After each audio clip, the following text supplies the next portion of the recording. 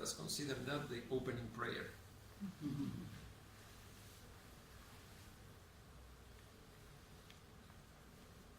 So today we have a workshop.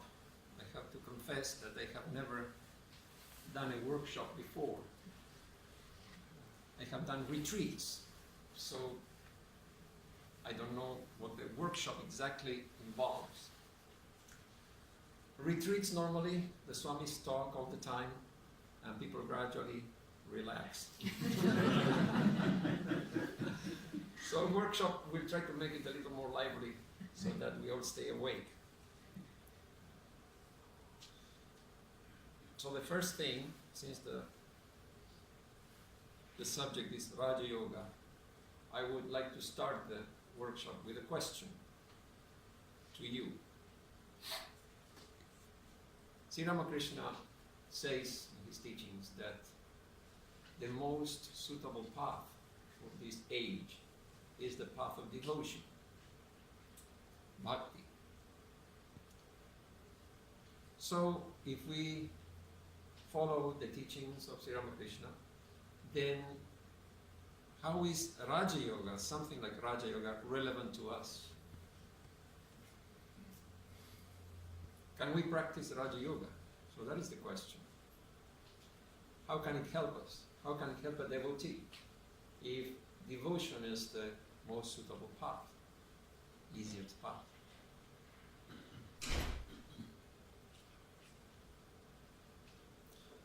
So you will find at the Vedanta centers that we refer to ourselves, those of us who come frequently and get involved in the work, as devotees.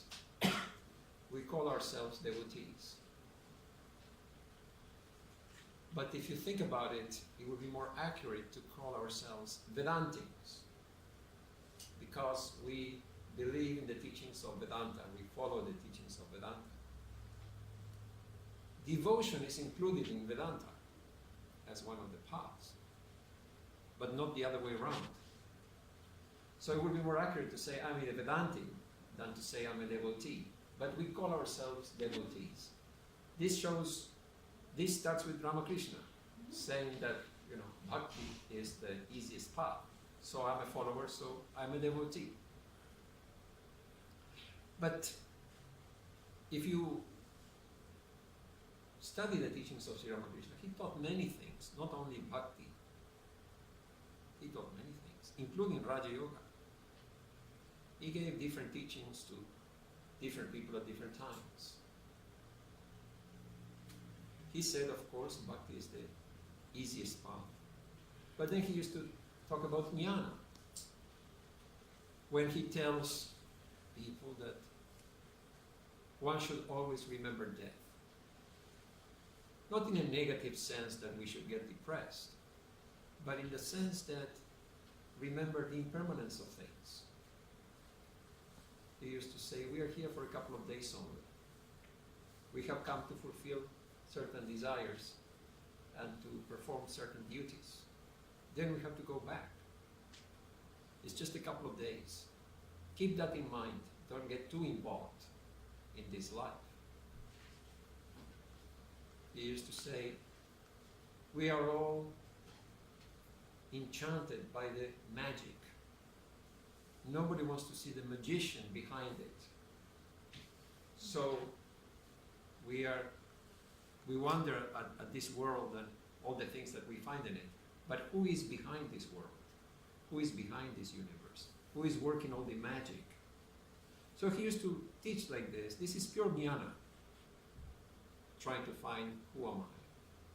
Why am I here? He used to say, look at the human body, full of disgusting substances, and we become attached to it and we forget God. Again, that teaching is pure jnana. Then he used to teach Raja Yoga also. He used to wake up his disciples at night, go and meditate. You haven't come here to sleep, wasting your time. He used to say, don't eat much at night, so that you can get up and meditate. Control yourselves. This is Raja Yoga. He used to teach karma. He used to say, Shiva Jnani Jiva Seva. Serve all beings as God. He didn't say help. If he had said help, it wouldn't be Karma Yoga. But serve. He didn't say human beings. He said all beings. So when you say all beings, it includes everything. Animals and plants, the environment. Serve everything. Serve Mother Earth as God. So when we serve as God, it's an act of devotion also. That is Karma Yoga. So we find that he taught all the 4 yogas. Then why did he stress bhakti above all? He used to say that the attitude of Soham, I am that, I am Brahman, is not right for the ordinary person. He used to say, a person is living a normal life, doing all kinds of things, and at the same time says, Soham, I am that, I am Brahman. He said, this attitude is not good. Eventually, it becomes harmful. Because this little ego that is doing all kinds of things says, I am God. It's kind of like hypocritical thing to say. If I am a person in ignorance, if I'm making mistakes, how can I be God? So intellectually I can accept that. Yes, I am God. But in practice, I cannot manifest that. Shankaracharya in the Vivekachudamani has a beautiful verse. He says, without conquering one's enemies and taking possession of the surrounding territories, nobody can become an emperor by merely saying, I am an emperor. So, without conquering our enemies, our ego, our desires, our ignorance, just by saying, I am Brahman, we don't become Brahman. Just like by saying, I am an emperor, we don't become an emperor. So we have to conquer our enemies, take possession of the territory that is our mind. Then we can say, I am Brahman. So the idea is, follow the path of bhakti means, have the attitude of a devotee, and then practice all 4 yogas. It's not that we have to practice Raja Yoga or bhakti. The idea is, I am a devotee because I'm in ignorance, because I identify with the body. But that does not prevent me from practicing all the yogas, all the 4 yogas. So from that point of view, with the background that I consider myself a devotee, I can practice Raja Yoga, and it can be helpful. That is how we can reconcile it. It can become relevant to us, devotees. We may not be Raja Yogis exclusively, but we can benefit from Raja Yoga while remaining devotees. We can benefit from Jnana Yoga, and still you are a devotee. You don't have to become a Jnani to practice Jnana Yoga. That is an important point. You don't have to become a yogi to practice Raja Yoga. You can be a devotee and practice Jnana. You can be a devotee and practice Raja Yoga or Karma. That's how we harmonize them all. With the attitude, I am a devotee, I practice Raja Yoga. So if you have to summarize all the 4 yogas with one word for each, you could say Jnana Yoga, think. We think deeply. Raja Yoga, control. We make the attempt to control ourselves. Karma Yoga, serve. We try to serve all beings as God. And Bhakti Yoga, love. We try to love all beings. So think, control, serve, love. With these 4 words, we can summarize the 4 yogas. So Raja Yoga for us means what? In the Vedanta context, it means the book written by Swami Nirakarananda. It consists first of a series of lectures and talks, and the second part is the aphorisms of Patanjali, which is Swami Nirakarananda's commentary on them. So this book is unique. You know, when you look at the complete works of Swami Nirakarananda, all the writings of Vivekananda, they are unique. You know what it reminds me of? When Arjuna asks Sri Krishna in the Gita, how does a person of steady wisdom speak? How do they move? This idea, to me, is answered in the complete works of Swami Vivekananda. Here you have a sage, an enlightened soul, the companion of an avatar, writing for us, talking to us. He is showing us how he thinks, how he looks at the world. You can see Swami Vivekananda's mind when you read his book. To me, it's like a sthita prajna, a man of steady wisdom. How does a man of steady wisdom think and move and act? You get the answer when you read the complete works. Because Sri Ramakrishna is so high in the gospel. He's a mystic, always in samadhi. But here is Swami Vivekananda who can talk in modern English. Explain to us like a baby could understand.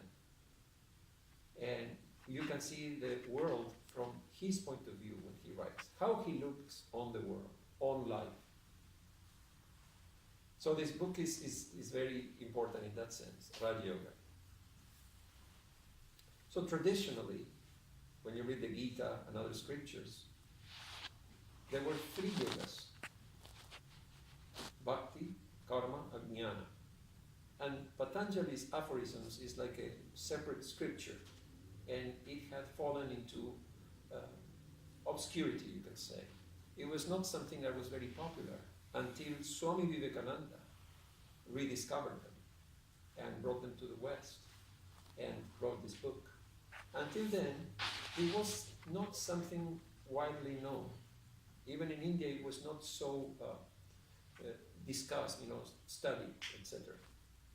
Swami Vivekananda kind of rediscovered them and recognized the value of them, gave them, like a new, brought them back to light. So there is something called a retronym. I don't know if you have heard that word. You have synonyms, antonyms, and retronym. What it is, it's supposed, to give an example, you say dirt road, okay? You know what the dirt road is. In the old days, all the roads were dirt roads, right? Then the government paved the roads. Now you need to tell the difference between a paved road and another road, so you called the old road dirt road. But in the old days, you wouldn't say dirt road, it made no sense, because they were all dirt roads, right? So this is what Swamiji did. He discovered Patanjali's yoga aphorisms, out of which so many yogas had developed later on. And he called them Raja Yoga. This is Swamiji's contribution, Swami Vivekananda's contribution. He gave the name Raja Yoga, and that is how today we have 4 yogas. He started a new classification, you can say. So now we have Raja Yoga added to Karma, Bhakti, and Jnana. So there are so many things that one can say about the aphorisms. It will take a long time. We are only going to see a few of them, the main ideas. Mostly in chapter 1 and 2. There are 4 chapters, 196 aphorisms. So we'll see just a few of them. So Patanjali first defines yoga, then shows us how to practice it through Kriya Yoga and Ashtanga Yoga. The yoga of work, working towards yoga, that is Kriya Yoga, and Ashtanga Yoga means the 8 limbed yoga.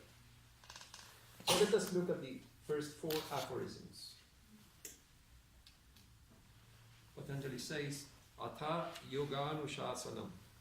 Now the yoga teaching. Yoga's chitta vritti nirodha. Yoga is the control of the thought waves of the mind. Tada drashtu swarupe vasthanam. Then a person abides in their real nature. Vritti sarupya itaratra. At other times they identify with the waves in the mind. So let us look at these aphorisms one by one. The first one says, Atha yoga nushasanam. Now the teaching of yoga.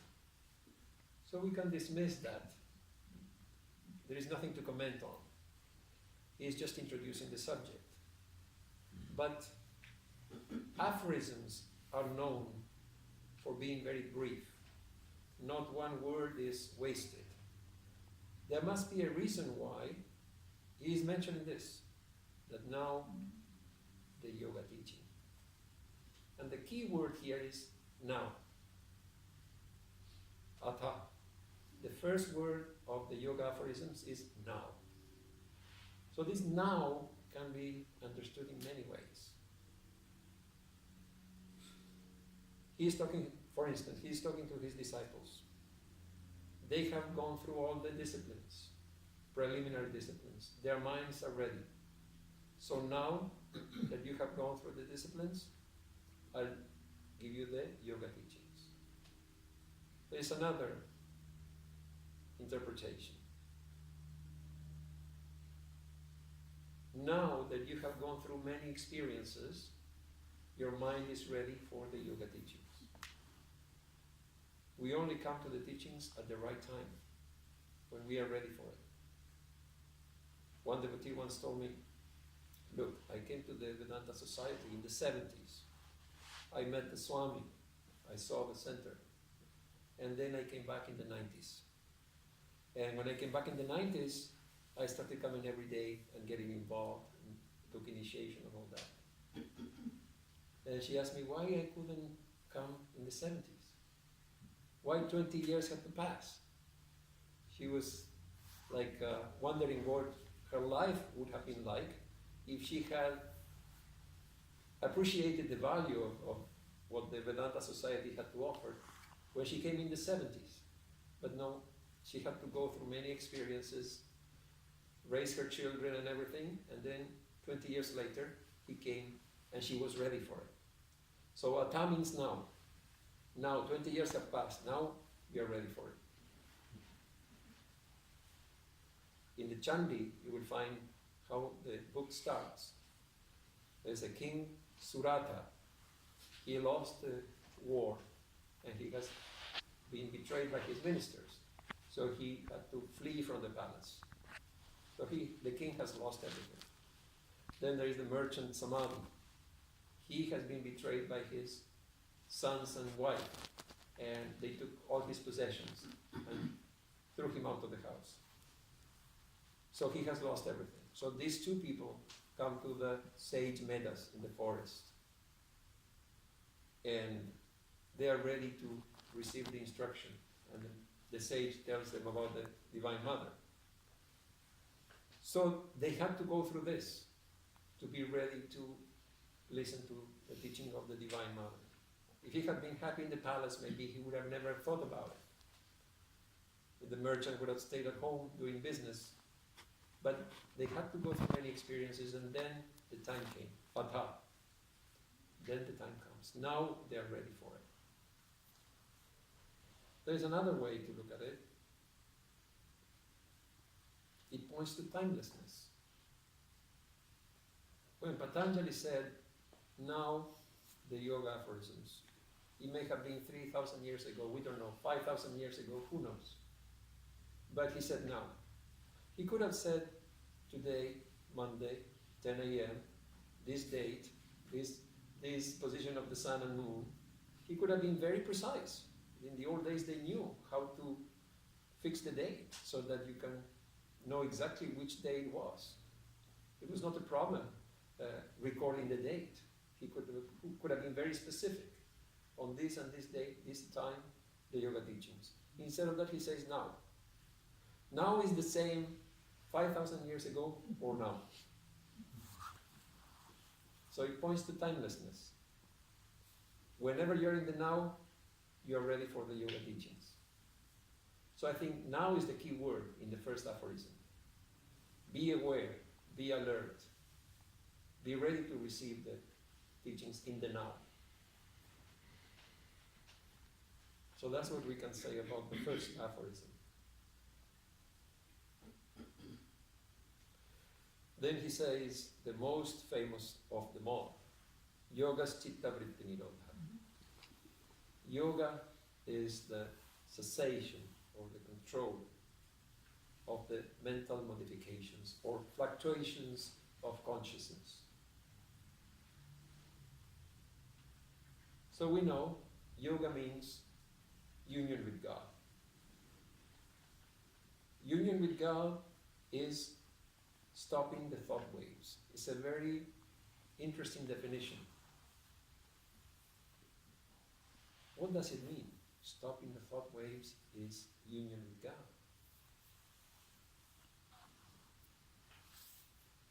So what is the chitta? Where the waves take place? Is the mind stuff? Is the whole thinking experience is the chitta? Is another name for mind.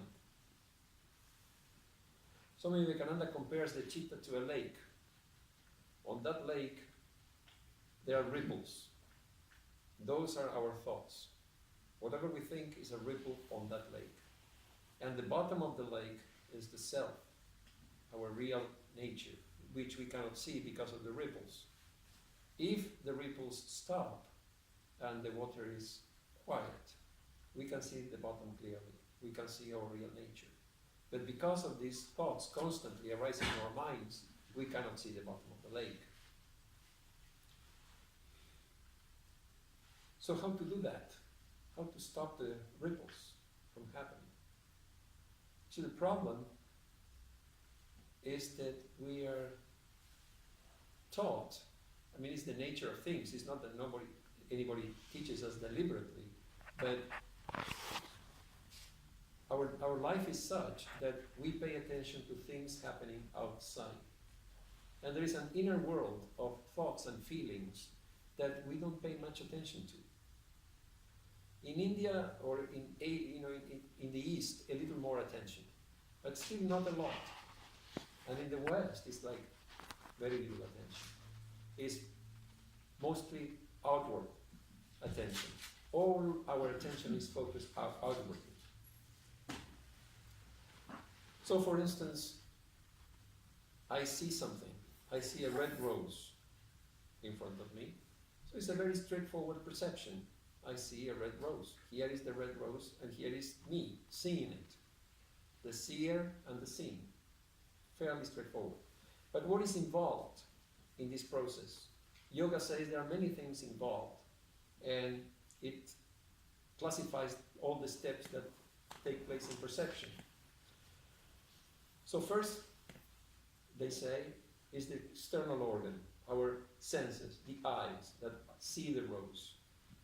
And there are certain conditions that have to be fulfilled. You need light. If it is dark at night, I may have the rose right in front of my eyes and I won't see it because I don't have light. If I have a problem with my eyes, then again, I may not see the rose. So then what happens if everything, all the conditions are given? The eye captures the information about the rose and it transfers it to the brain through the optic nerve as electrical impulses.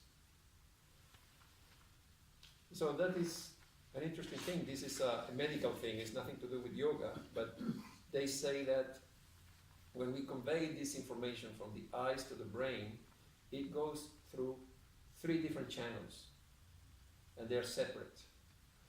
Color goes through one channel, one set of cells. Then movement through another set of cells. And shape through another. So there are different channels to carry this information from the retina to certain centers in the brain. They are conveyed separately, shape, color, and movement. But they are processed in the brain at the same time. It's called parallel processing. But if one of the channels is damaged, we won't see that part of the visual perception. So for instance, the channel that conveys movement is damaged. So I see, out of the window, I see the garden, and I can see everything. Then a bird flies across my field of vision. I won't see it, because it's moving. I cannot perceive that. Isn't that interesting? So if the channel that conveys color is damaged, then I'll be colorblind completely. And if the shape is damaged, then everything is blurred. So this is medical science, you know. It's proven, it's a proven fact. But we are not aware of that. The mind is doing everything for us. We have no idea that the information is relayed in 3 different channels, much less why. It's just done that way. The brain is designed that way. There must be a reason, but we don't know. Then the brain will decode this information. It is conveyed as electrical impulses. Certain parts of the brain will interpret that information, and then the perception will take place. But there is one more thing needed. My attention has to be linked to that. Because the eye will see something, the brain will interpret that, but if I choose not to pay attention, then that information is lost to me, to the conscious brain, to the conscious person. It has happened. The information was taken and processed, but I'm not aware of it. To give you an example, our Vedanta Society in St. Louis is on a very busy road. So if I want to cross the road, there is a nice park across the road. I want to go to the park for a walk. I have to watch out because there are cars coming all the time, both ways. So I have to look one way, the other, and wait. Normally you have to wait every time. You have to wait until the last car passes. Then you cross. Then you're okay. So, okay, I paid attention. I waited till the last car passes, and then I crossed the road. Now, if you ask me, did you see the cars? Yeah, I saw the cars. Can you tell me which color was the last car? I won't be able to tell you. I saw the car, but I wasn't paying attention. The color is not like the number plate. The color is very obvious. It's very easy. I must have seen it. But I wasn't paying attention. So I saw, and I didn't see at the same time. So this is a very common occurrence. So this is the other ingredient that we need to perceive something, to pay attention to it. Then we perceive. So we are always choosing, out of all the things that we see and perceive, which one to keep and which one to reject. We are always selecting, because we cannot perceive everything at the same time. Excuse me.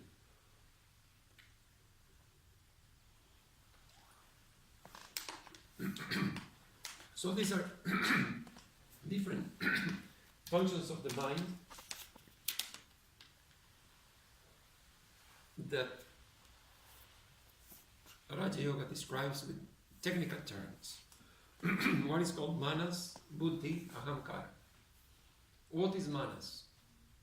Manas is storing the information and classifying it.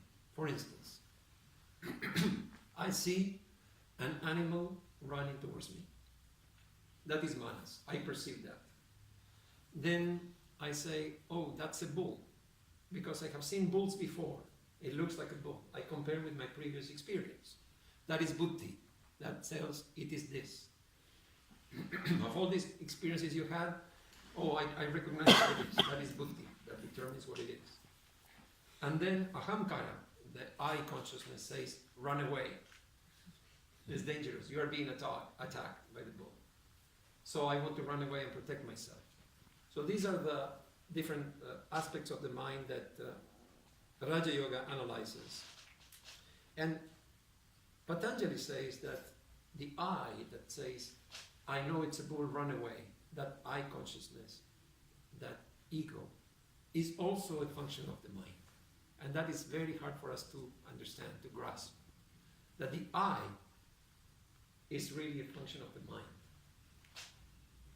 It's like a light bulb believing it is the electricity. The light bulb is not the electricity. Without electricity, the light bulb cannot produce any light. But the light bulb thinks, I am electricity. So we think this I is who we are. But this sense of I is a function of the mind. This concept is very hard to grasp. Then you have the idea of vrittis, because Patanjali said, yogas chitta vritti nirodha. The vritti means the waves in the mind. Swami Nirakarananda says, from the infinite storehouse of force in nature, the chitta, the mind, takes hold of some, absorbs it, and sends it out as force. How it takes it? Through food. And that food will allow us to move and work, but also to think. And Swami Nirakarananda says, these thoughts are a force, an energy, which is very much underestimated. We don't pay much attention to our thoughts. But if we believe what Patanjali says, thought is as important as matter. It's just intangible matter, you can say, but it is a force. So we do more damage with our negative thinking than with an atom bomb. So it's very powerful when we send positive thoughts. It affects people at a subtle level, and they can feel it also. But when it is negative too. Sometimes you feel like, oh, I feel uneasy about this person. They haven't done anything to us. But the thinking is what makes us uneasy. Something that we cannot perceive consciously, but subconsciously we feel there is something wrong. That difference is made by the thought.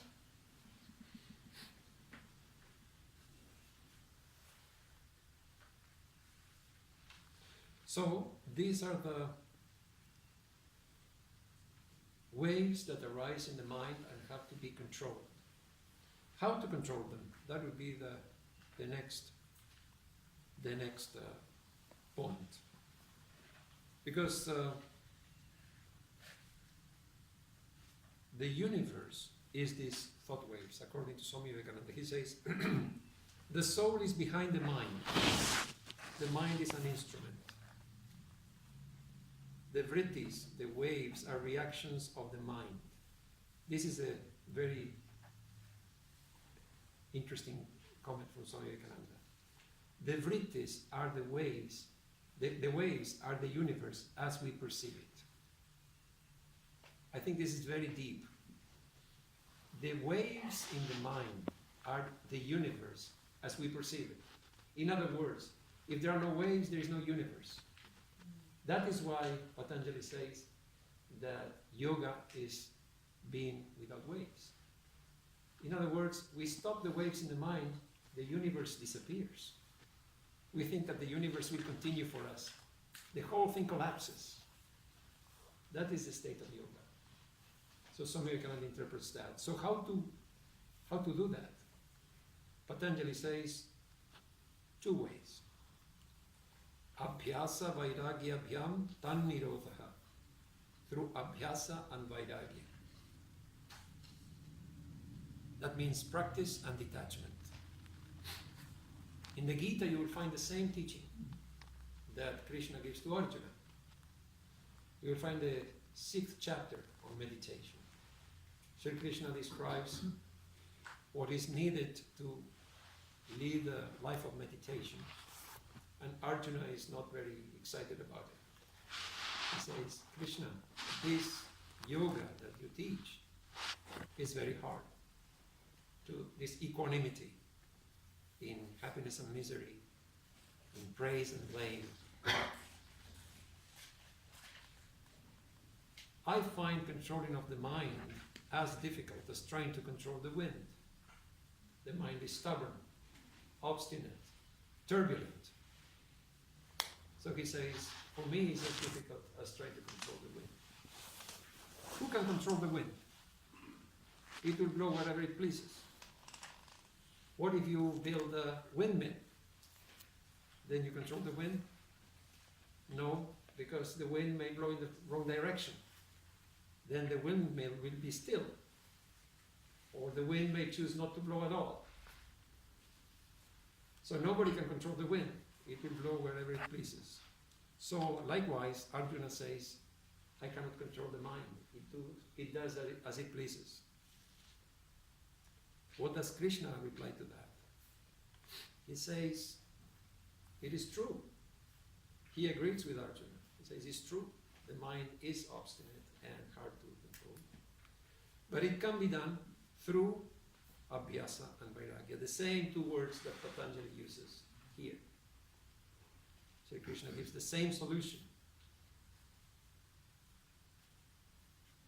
So abhyasa, or practice, is at the physical level. We train ourselves to sit quietly and try to control the mind, observe what's going on in the mind. But the most important is vairagya, the mental level, to detach ourselves from our thoughts, from our desires that will arise in the mind when we try to meditate.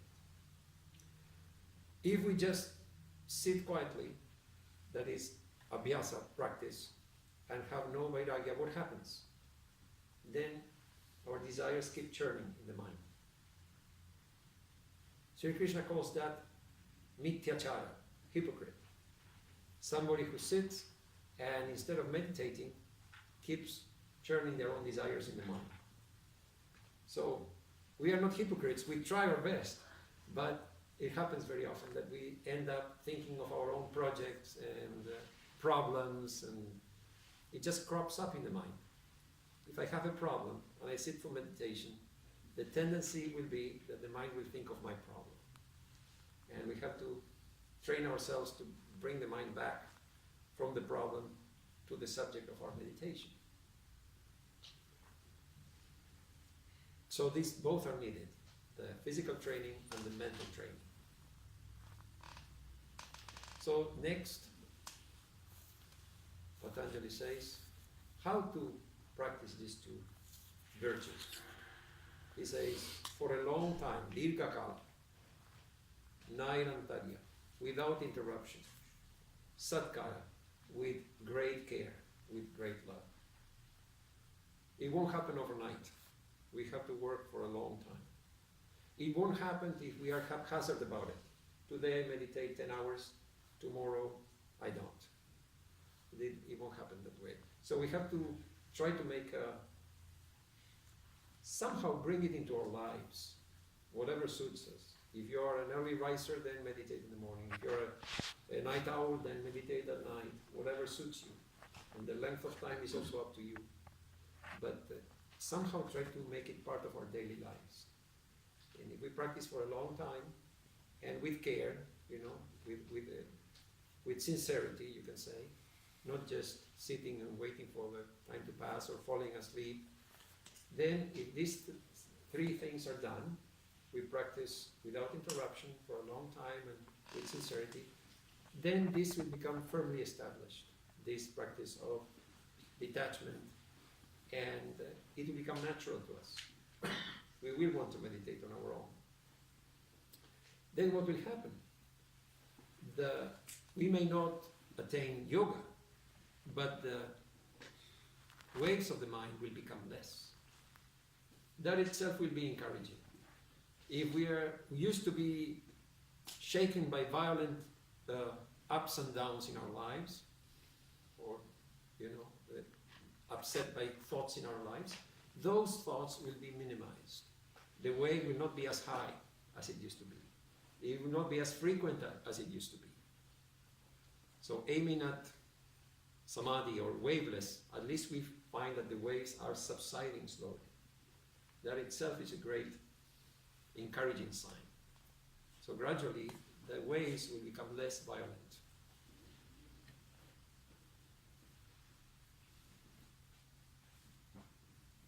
So Patanjali says, without interruption and for a long time, which would be the best time in our lives to practice yoga?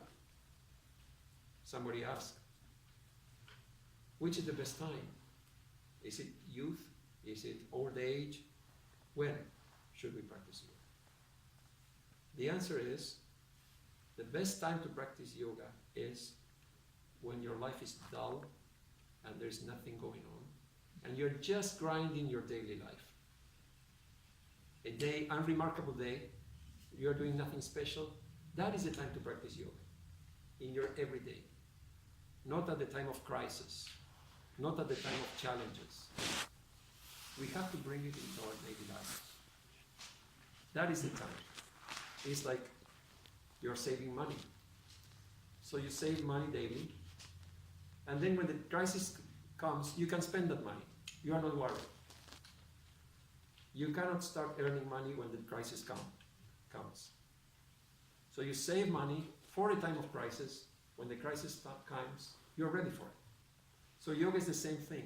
You are increasing your balance daily by practicing regularly. Then when something comes that would have shaken you, it won't shake you. You're ready for it. You have made yourself strong. How? Daily. We have to make ourselves strong daily, slowly. There's an interesting story that the Swami mentioned.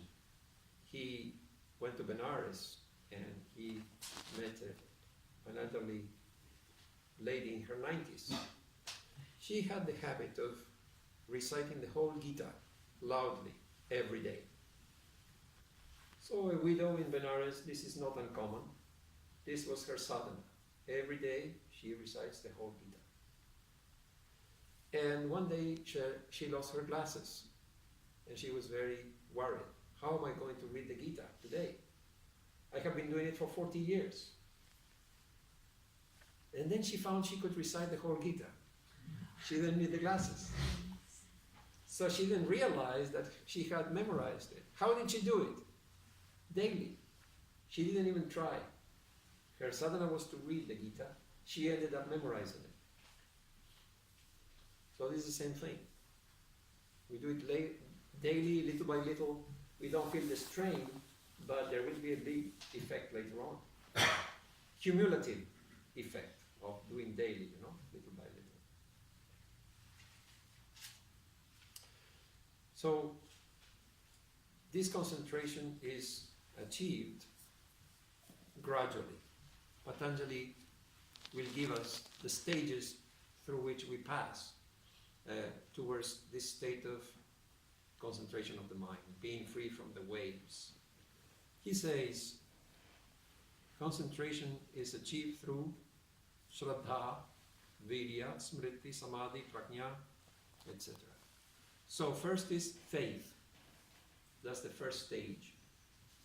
Faith is at the root. We have to believe that this yoga will help us. If we don't, we won't bother about it, isn't it? Suppose I have some money and I want to invest it. And somebody comes and says, look, I have this business, you can invest. Can you give me some details about your business? Oh, no, that I'll give you later. You give me the money and I will invest it for you. We won't have faith in such a person. We won't give the money.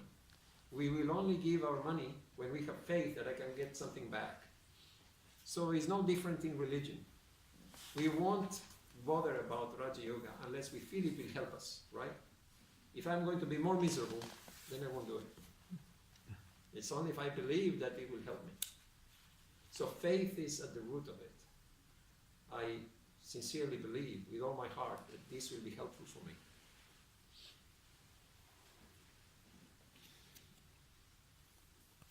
Sri Ramakrishna said that we should have childlike faith. A child will believe whatever you tell them. So there's a nice story that in a village there was a terrible drought and they were going to lose the crops. And the villagers, it was a critical point, it's like everything is about to be lost. So the elders got together in the village and they said, well, let us go and pray in the temple together. That's our last resort. And pray for rain. So one of the elders was getting ready to go to the temple at home. And his grandson was watching him. And he said, I want to go with you to the temple. I'll pray also. And the grandfather said, no, you're too small, you will not understand. This is for the elders, you don't need to come. But the child was very insistent, no, I will go. Please allow me to go. Then he said, okay, you can come, but behave yourself. So then the child says, wait, I'll get the umbrella and come. The grandfather says, what? Are you crazy? It's a blazing sun. It's so hot, there's a drought. Why do you want the umbrella? Come. The child said, what? You're going to pray for rain? How are you going to come back home? You'll get drenched.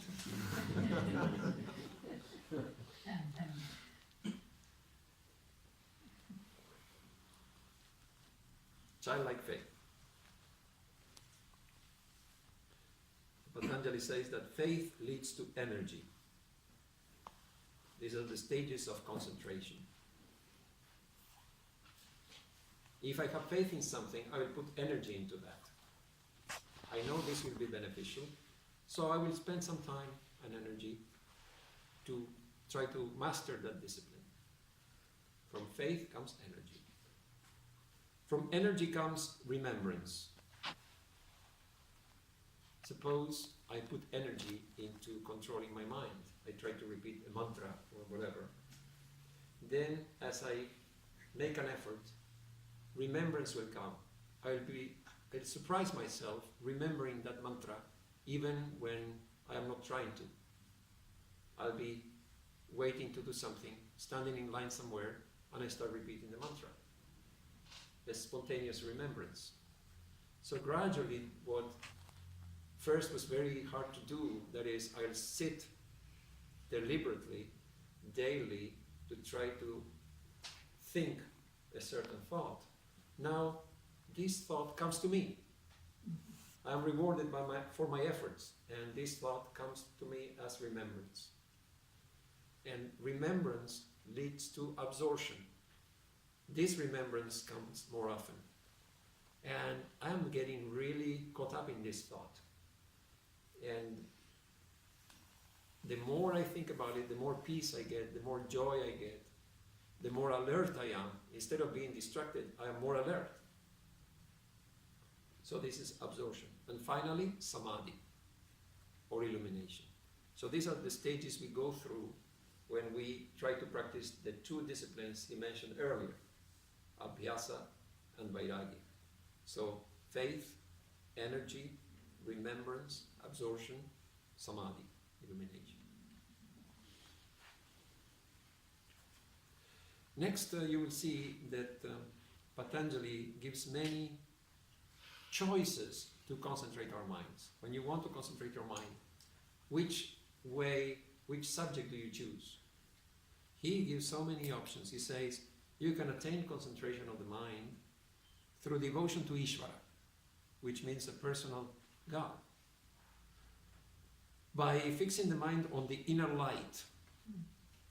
You may not believe in personal God, but you believe that you have a self, a luminous self within you. You can concentrate on that. Or on the heart of an illumined soul, some great teacher that you revere. That is also another means. Or a dream experience. Sometimes a spiritual dream can be so vivid, it's more vivid than our waking experience. Then if a person has that kind of dream, they can concentrate on that. Or on any divine form or symbol that appears to one as good. Any divine form or symbol. You can concentrate on Om or anything you like. So this gives a lot of freedom to choose our ideal, what we want to concentrate on. So, having said all this about the first 4 aphorisms, Well, actually we did only the first two, but the question I would like to ask you is it relevant to us today? And why? All that we have discussed, how can Raja Yoga be relevant to us today? Or is it relevant at all? If you ask me, I think there are two things here that we can mention that seem to be relevant today. The first one is, we live in a very, how to put it, in a very frantic society, a very different time from even 10 years ago. You don't have to go back 100 years. You go back 10 years only, and it was very different. Technology is changing the way our brains work. The attention span is getting reduced all the time, and we are more and more restless. We want to check everything all the time, messages, phone, emails, whatever it is. Say, for instance, the news, or my interactions with the world. Even 100 years ago, the source of my interactions and attention was the person in front of me, or at the most the newspaper.